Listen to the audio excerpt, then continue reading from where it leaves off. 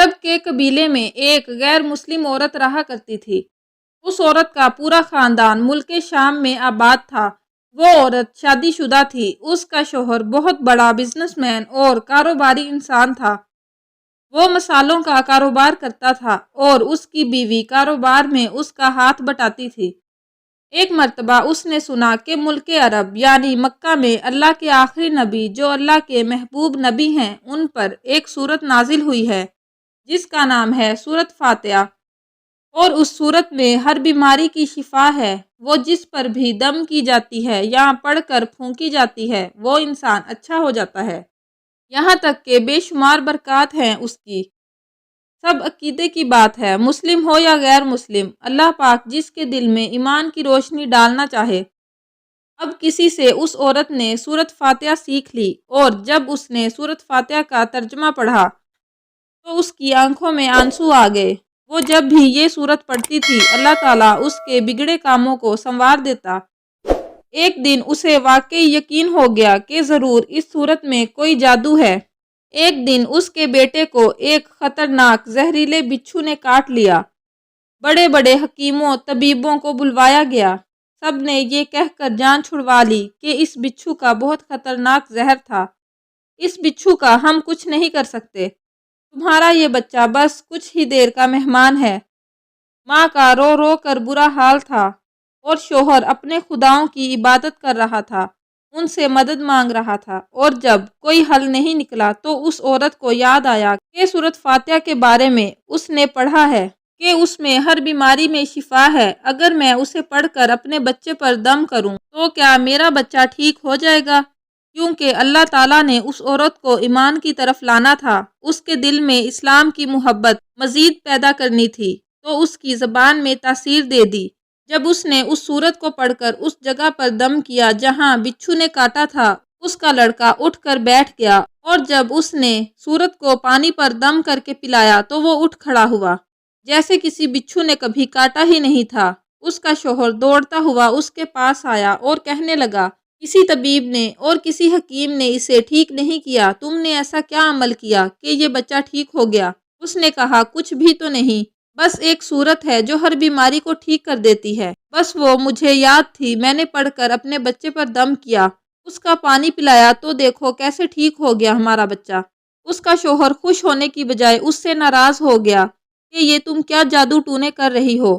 اس کی بیوی کہنے لگی، زندہ صحیح سلامت ہے ہمارا بچہ، ورنہ ہم سے بچھڑنے والا تھا۔ اس نے کچھ نہ سنا اور اپنی بیوی کو مارنے لگا۔ اسے اسلام سے نفرت تھی۔ جب اس کی بیوی یہی عمل کرنے لگی تو اس کو اپنی بیوی سے بھی نفرت ہو گئی۔ اس نے اس پر ظلم کرنا شروع کر دیا، ہر روز اس کو مارتا پیٹتا اور کہتا کہ اب میں نے تیرے منہ سے یہ سورت سنی تو یاد رکھنا، تیری کھال کھینچ لوں گا، قتل کر دوں گا تجھ کو۔ اس کو اب یہ عورت بالکل برداشت نہ تھی۔ اس کو اللہ کے کلام پر بالکل یقین نہیں تھا، جبکہ اس کی بیوی کو اللہ کے کلام پر بالکل یقین ہو گیا۔ اب اس عورت کو اللہ تعالیٰ نے کس طرح مدد کی یہ بھی بڑا ایمان افروز ہے۔ اس عورت کا شوہر جب گھر سے باہر کام کے لیے نکلا تو جہاں پر مرچ کے بہت بڑے تھال اور تھیلے رکھے ہوئے تھے وہ سب کچھ اچھے سے دیکھ رہا تھا۔ اس نے اس مرچ کو دوسرے ملک بھیجنا تھا۔ وہاں پر وہی بچھو آ گیا جس نے اس کے بیٹے کو کاٹا تھا۔ اس کے ڈنگ سے وہ بچہ تو بچ گیا کیونکہ اس کی ماں کو اللہ پر یقین تھا، اور اس کو تو یقین نہیں تھا۔ یہ تو اللہ کی نیک بندی کے خلاف چال چل رہا تھا۔ جو مسلمان ہونا چاہتی تھی اس کو اپنی راہ سے ہٹانا چاہ رہا تھا۔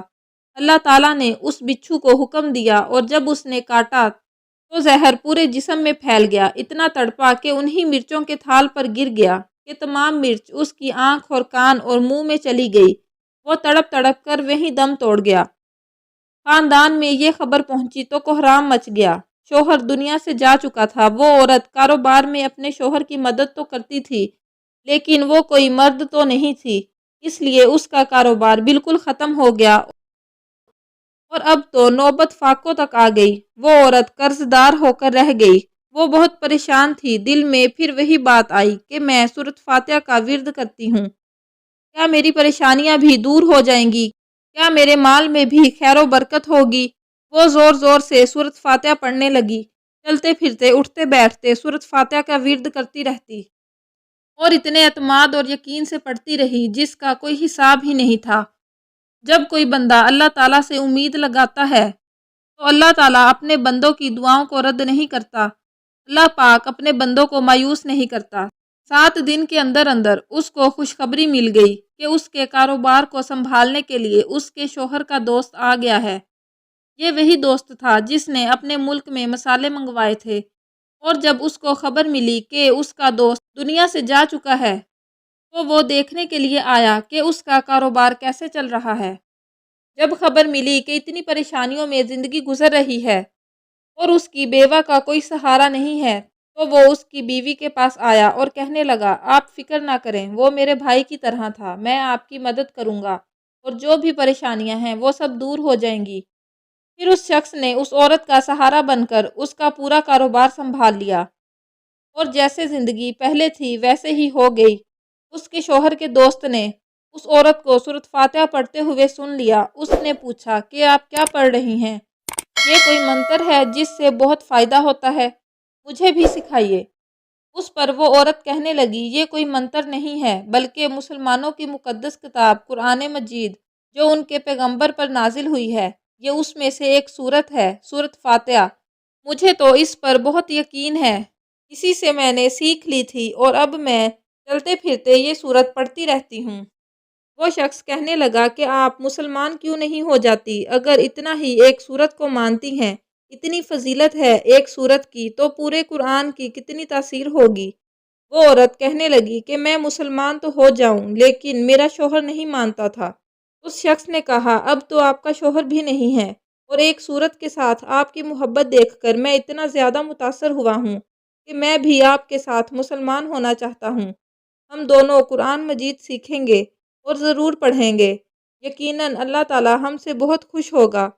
وہ کہنے لگی، جی آپ نے بالکل صحیح کہا، اور یوں وہ دونوں مسلمان ہو گئے۔ چند دنوں کے بعد دونوں کی شادی بھی ہو گئی۔